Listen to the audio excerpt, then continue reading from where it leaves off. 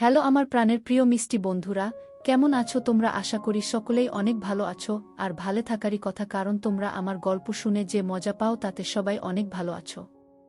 বন্ধুরা, আর বেশি কথা না বলে চলুন শুরু করি আজকের ভিডিও।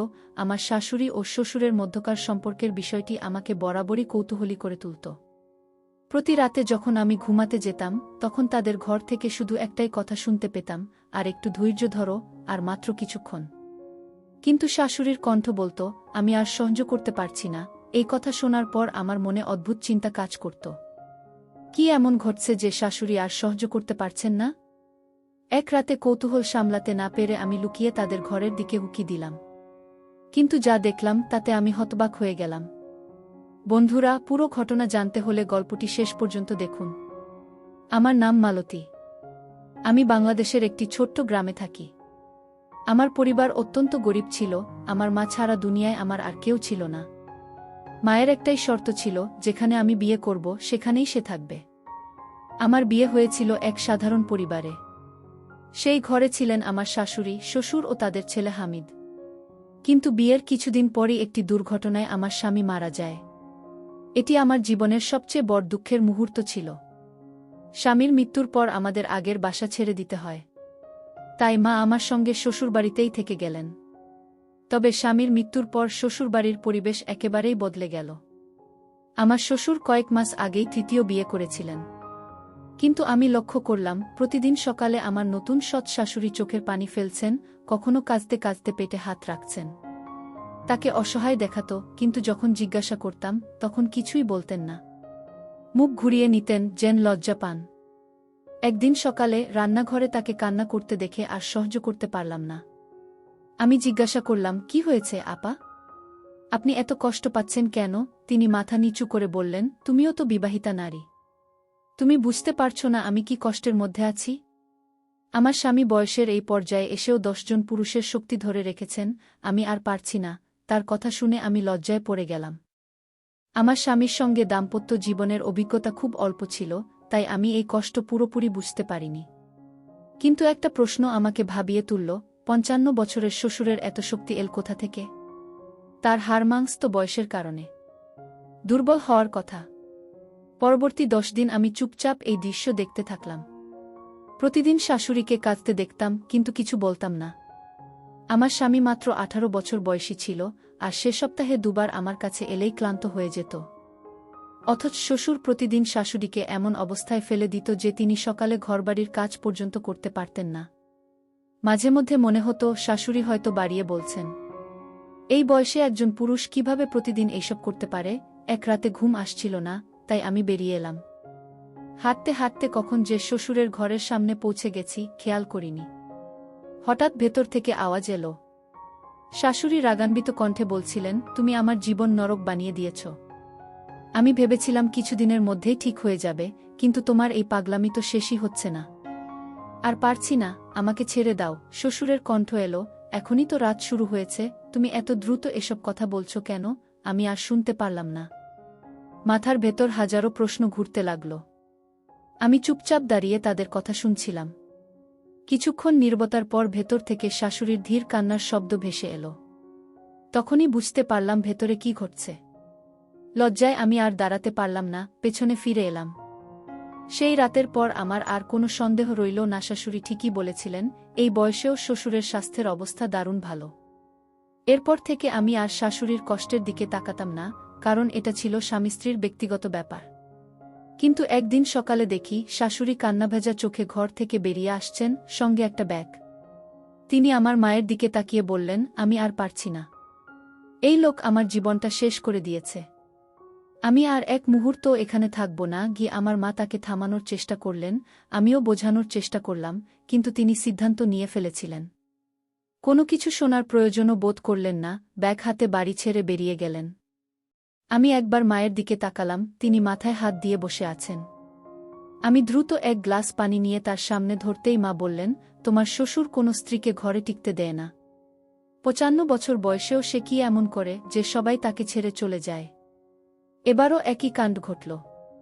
কিছুদিনের মধ্যেই সে আবার বিয়ের জন্য পাগল হয়ে উঠবে। কি মায়ের কথা শুনে আমার হেসে ফেলার উপক্রম হল। কারণ আমার শ্বশুর একজন স্ত্রী ছাড়া একদিনও চলতে পারেন না। কোনো স্ত্রী তার সঙ্গে বেশি দিন থাকতে পারেনি। অথচ এই শাশুড়ি তো বেশ ভালো মানুষ ছিলেন। সংসারের সব কাজ সামলাতেন, শ্বশুরেরও খুব যত্ন নিতেন। কিন্তু বন্ধ দরজার পেছনে কি হচ্ছিল তা কেউ জানত না। এত বয়সেও কোথা থেকে এত শক্তি পেতেন সেটাই ছিল সবচেয়ে অবাক করা বিষয়। এই মেয়েটিও অনেক কষ্টে পাওয়া গিয়েছিল। গরিব ঘরের মেয়ে হওয়ায় তার পরিবার তাকে এক প্রকার বাধ্য হয়ে ৫৫ বছরের এক বৃদ্ধের হাতে তুলে দিয়েছিল। আমার যখন বিয়ে হয় তখন প্রথম শাশুড়ি জীবিত ছিলেন, তখন সবকিছুই স্বাভাবিক ছিল। কিন্তু তার মৃত্যুর পর থেকেই শ্বশুরের নতুন বিয়ের পালা শুরু হল। প্রথম স্ত্রী কিভাবে তার সাথে মানিয়ে নিয়েছিলেন জানি না, তবে এরপরের কারও পক্ষেই বেশিদিন টিকে থাকা সম্ভব হয়নি। আমি মাকে সান্ত্বনা দিতে বললাম, আপনি চিন্তা করবেন না, সব ঠিক হয়ে যাবে। কিন্তু আমি জানতাম, মাও জানতেন, এটা এত সহজে ঠিক হবে না। বাস্তবেও তাই হল। 2 দিনও কাটল না, শ্বশুর বাড়ির সব লোককে ডেকে চিৎকার করে বললেন, সাইমা চলে গেছে তো কি হয়েছে? আমার জন্য নতুন বউ খুঁজে আনো। আমি একা থাকতে পারবো না। মা রাগে মাথায় হাত দিয়ে বললেন, তোমার স্বভাব যদি না পাল্টায় তাহলে আমি আর তোমার জন্য বিয়ের ব্যবস্থা করব না।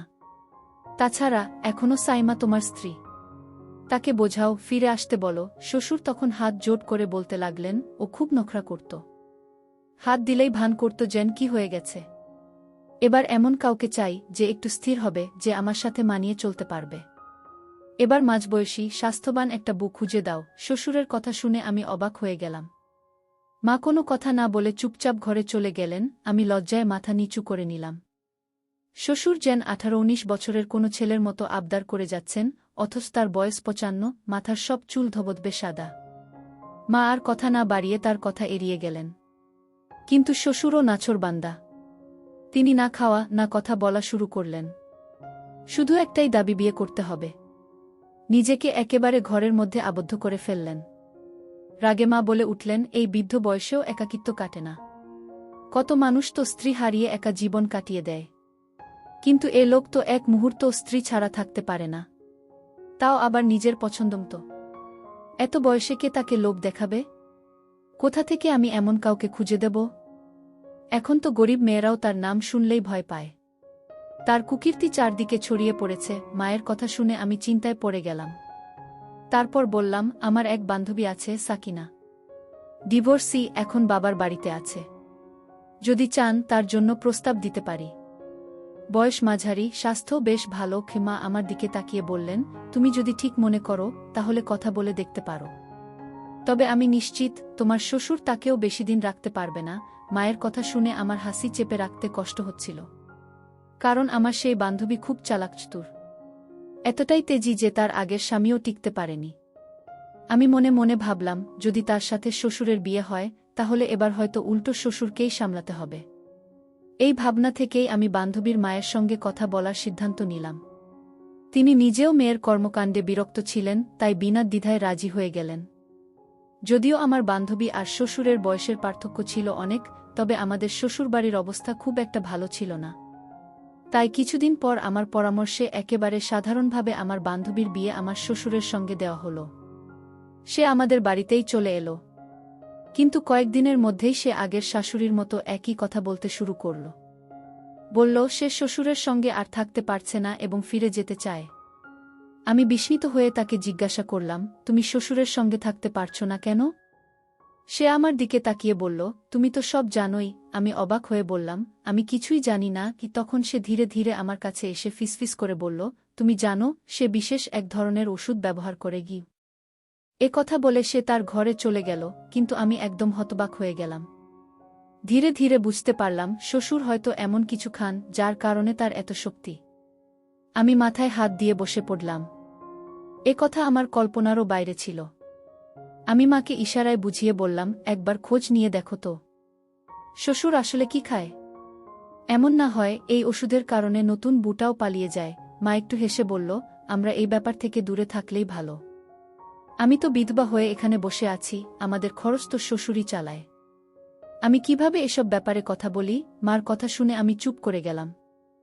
আমাদের জীবিকা পুরোপুরি শ্বশুরের উপর নির্ভরশীল ছিল।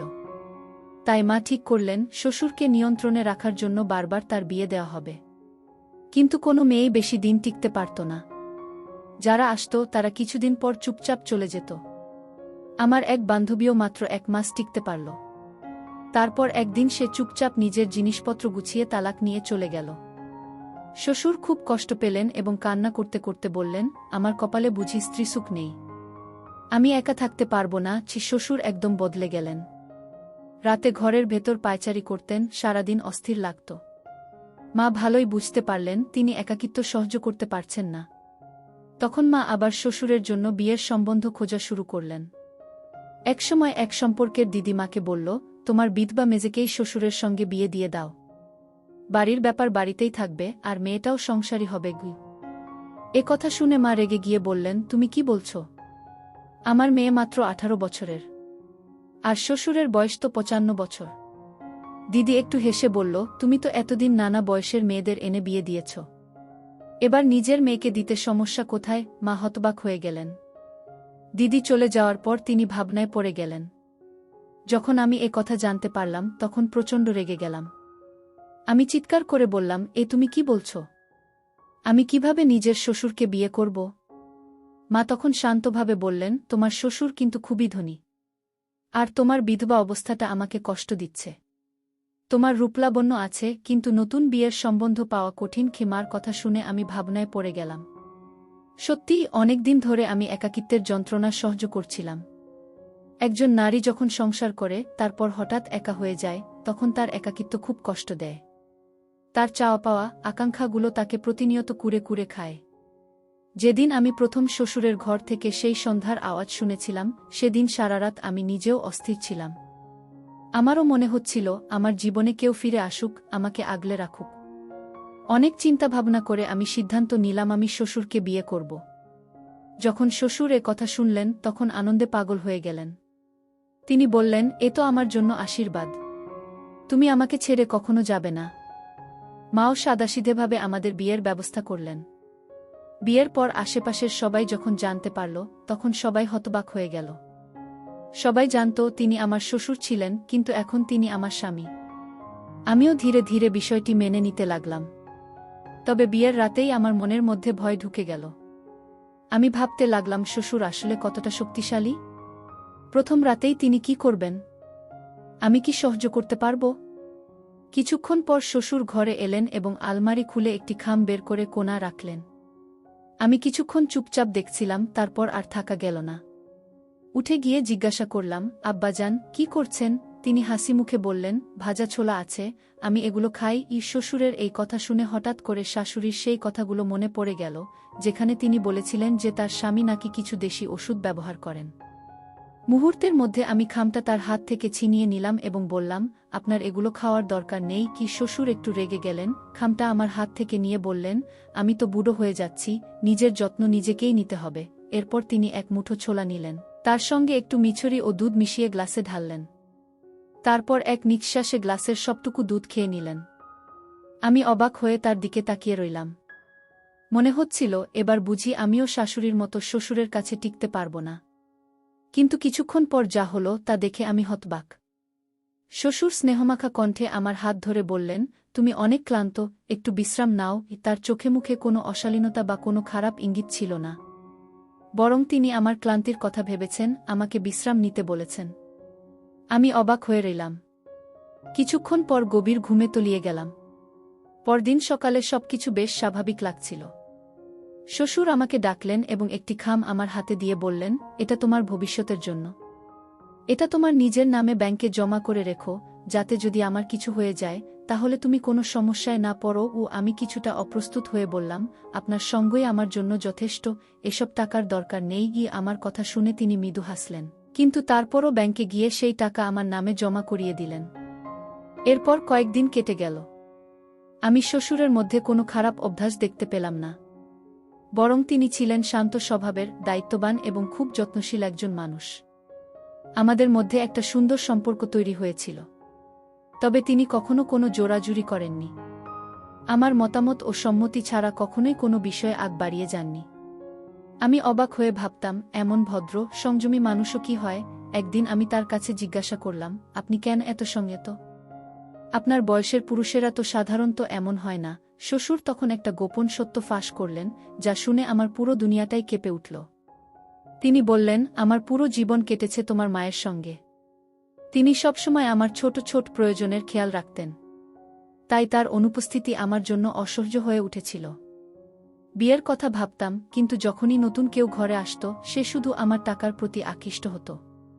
যেমন আমি তোমাকে ভবিষ্যতের জন্য টাকা দিয়েছি, ঠিক তেমনি আগের স্ত্রীদেরও দিয়েছিলাম, যেন তারা নিরাপদ বোধ করে।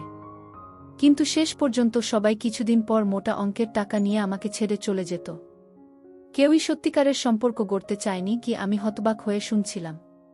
তিনি বললেন, সবাই ভেবেছে আমি তো ৫৫ বছরের এক বৃদ্ধ, কিছুদিন পর মরে যাব, তখন তারা সহজেই আমার সম্পত্তি ভোগ করতে পারবে।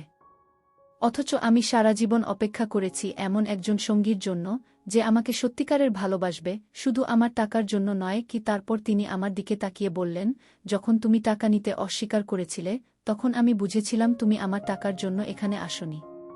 তুমি সত্যিই আমাকে সম্মান করো, ভালোবাসো। এই বয়সের পার্থক্য কোনো বিষয় নয়, মনের বন্ধনই আসল। আমি পুরোপুরি হতবাক হয়ে গেলাম। এরপর আমি তাকে জিজ্ঞাসা করলাম, আপনি প্রতিদিন ছোলা আর মিছরি কেন খান? তিনি হেসে বললেন, এটা শুধু শক্তি বৃদ্ধির জন্য নয়, এটা চোখের জন্য খুব উপকারী। বয়সের কারণে আমার দৃষ্টিশক্তি একটু কমে যাচ্ছে, আমি চাই না সেটা পুরোপুরি হারিয়ে ফেলি। কি তার কথা শুনে আমার মনে একরকম প্রশান্তি এলো। সত্যি বলতে তিনি ছিলেন এক অসাধারণ মানুষ। কিন্তু এই বাড়ির অন্যরা তার এই ভালোবাসার মূল্য দেয়নি। এখন আমি বুঝতে পারছিলাম, আগের স্ত্রীরা শুধু তার টাকা লুট করে পালিয়ে গিয়েছে। আর আমার মা, তিনিও এই বাড়িতে রয়ে গিয়েছেন শুধুমাত্র টাকার জন্য। যদি শ্বশুরের কাছে টাকা না থাকত, তাহলে কি মা এই বাড়িতে থাকতেন? আমি স্পষ্ট বুঝতে পারলাম, এই দুনিয়ায় টাকা ছাড়া কিছুই মূল্যবান নয়। মানুষ টাকার পেছনে দৌড়ায়, কিন্তু সম্পর্কের কোনো মূল্য দেয় না। কিন্তু আমি এই মানুষটার ভালোবাসার মূল্য বুঝতে পারছিলাম। আজ আমি আমার ৫৫ বছর বয়সী স্বামীর সঙ্গে সুখী জীবন যাপন করছি। ভালোবাসার জন্য বয়স কোনো বাধা নয়, যদি হৃদয় সত্যিকারের হয়। এই যুগে একজন ভালো জীবনসঙ্গী পাওয়া ভাগ্যের ব্যাপার।